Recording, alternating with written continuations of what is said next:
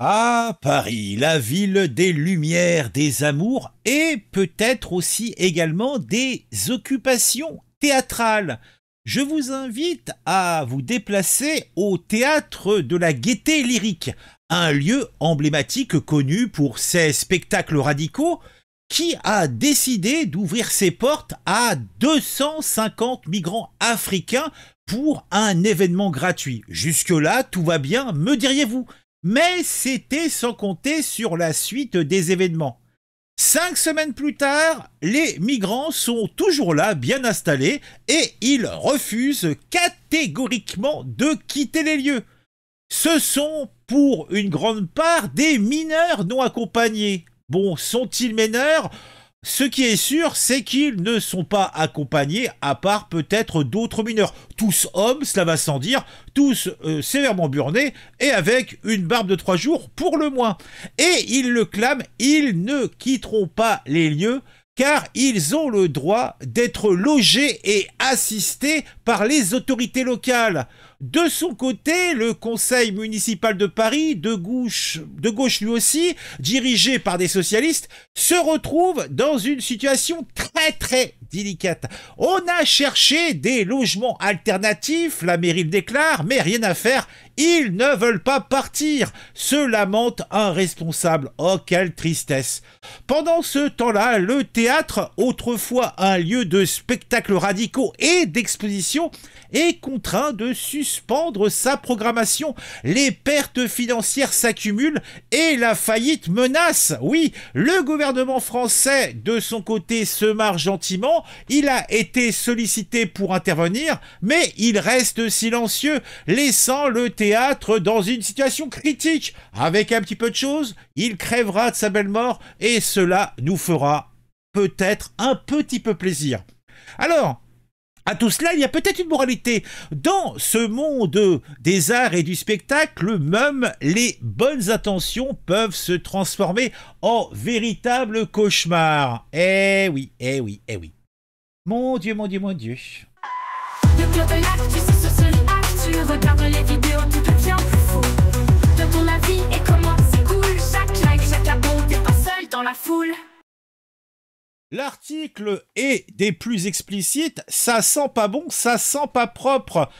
Un théâtre de gauche français est au bord de la faillite après avoir ouvert ses portes à 250 migrants africains pour un spectacle gratuit. Ils ont refusé de partir et ils restent dans le bâtiment toujours 5 semaines plus tard. Bigre, bigre, bigre. Un théâtre parisien connu pour ses spectacles et expositions radicaux a été occupé par plus de 250 migrants africains après avoir été autorisé à entrer pour un événement gratuit. La Gaîté Lyrique, théâtre parisien, a accueilli le 10 décembre la conférence intitulée « Réinventer l'accueil des réfugiés en France ». Eh ben, ils l'ont réinventé à leur façon, ces migrants.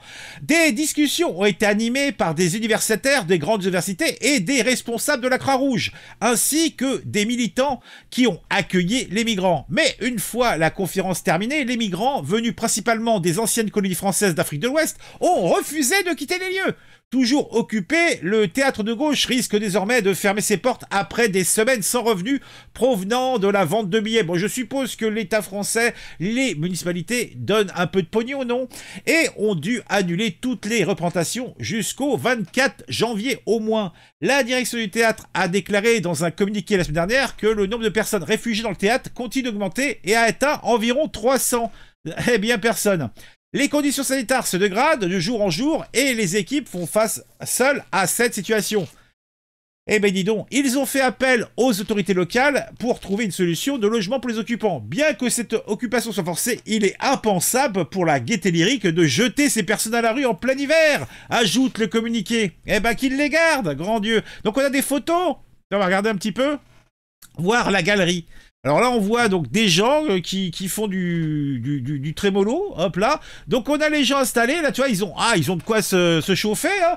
Ils ont, attends, on va passer en mode comme ça, voilà. Ils ont plein mal de couvertures, ils sont bien, ils sont posés. Voilà, ils font dodo, alors sur des tables de ping-pong, il y a donc je sais pas, des trucs pour transporter, je suppute, tout ce qui est matos dans le théâtre. Qu'est-ce qu'on a d'autre ? Alors, ils sont bien, regardez là, en plus, c'est que des hommes, hein. Que des hommes, hein. C'est très éclectique, hein. Homme, homme, homme, hein. Alors, on voit un petit enfant. Ah si, il y a un petit enfant avec une poussette alors que des gens cherchent refuge dans le théâtre. Ah oui, il y en a d'autres, il y a un deuxième. Alors, les petites chaussures roses, c'est charmant. C'est donc le mec, il fait quoi? Il joue à la console. Ouais, bah oui, il s'occupe, hein. Donc là, tu vois, ils sont bien. Il y a une petite buvette, donc ils peuvent tranquillement, eh bien, bagnoder. Alors, ça doit sentir le fauve là-dedans. Je veux pas dire, mais... Eh ben, dis donc. Le bâtiment du 19e siècle appartient à la mairie où est situé dans le 3e arrondissement de Paris. Alors en plus, ça appartient... Ah oui, mais je vois tout à fait où c'est. Ah oui, c'est à côté de la Seine, je vois très très bien où c'est. Ah oui, effectivement. Ah oui, effectivement. Alors, des dizaines de migrants, dont la majorité sont originaires des pays africains, sont aperçus dans un espace du centre culturel de la Gaîté Lyrique. Ah oui, il y a un centre culturel aussi. Ah ben, au moins, ils sculpturent. Faut voir le côté positif des choses, hein, moi je pense. On a quoi? Alors, des gens dorment sous une table, sur un meuble et chargent les téléphones portables lors d'une action d'occupation au théâtre de la Gaîté. Eh bon, dis donc, ils sont bien, ils sont posés. Hein. Moi, je pense qu'ils sont comme des coqs en pâte. Le collectif des jeunes du parc de Belleville manifeste devant l'hôtel de ville de Paris. Ah, moi, j'amènerai des cars, je mets tout ça dans le car, j'amène tout ça donc à l'aéroport, un ou deux charters. Retour à l'envoyeur. Ciao, Bilou, tu seras au chaud, parce que le froid à Paris, c'est mortel. Des vidéos montrent des foules immenses se rassemblant lors d'une assemblée générale qui commence par des tambours et des slogans scandés à travers des mégaphones. Oh mon Dieu, mon Dieu, mon Dieu. Ah, ils sont pas là en quémandeur, ils sont là en exigère, hein.